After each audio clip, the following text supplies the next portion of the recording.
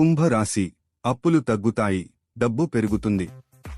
ఈ ఉగాది 2026లో ప్రారంభంలో మీ ఆర్థిక పరిస్థితి కొంచెం భారంగా అనిపించవచ్చు, ఖర్చులు కూడా ఎక్కువగా ఉండొచ్చు. అందుకే డబ్బును జాగ్రత్తగా వాడటం చాలా ముఖ్యం. కొంచెం కొంచెంగా పరిస్థితులు మంచి దిశలో మారడం ప్రారంభమవుతుంది. ఈ సమయం మీకు మంచి ఫైనాన్షియల్ ప్లానింగ్ మరియు క్రమశిక్షణ నేర్పిస్తుంది. అక్టోబర్ దగ్గర్లో గురు ప్రభావంతో ఆదాయం పెరగవచ్చు. అప్పులు తీర్చుకోవడానికి సహాయమవుతుంది, ఆర్థిక ఒత్తిడి తగ్గుతుంది. కానీ రెండో ఇంట్లో శని ఉండటం వల్ల ఖర్చులు ఇంకా ఎక్కువగా ఉండొచ్చు. అందుకే ఖర్చుపై కంట్రోల్ చాలా అవసరం. రాహు కొత్త డబ్బు అవకాశాలు తీసుకురాగలడు.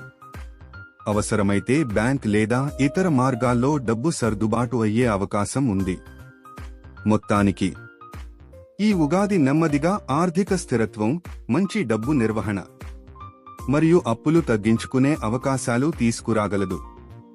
మీ ప్రేమ జీవితం, కుటుంబం మరియు డబ్బు విషయాల గురించి ఇంకా తెలుసుకోవాలంటే ఈరోజే మా ఆస్ట్రోలైట్ పండితులను సంప్రదించండి.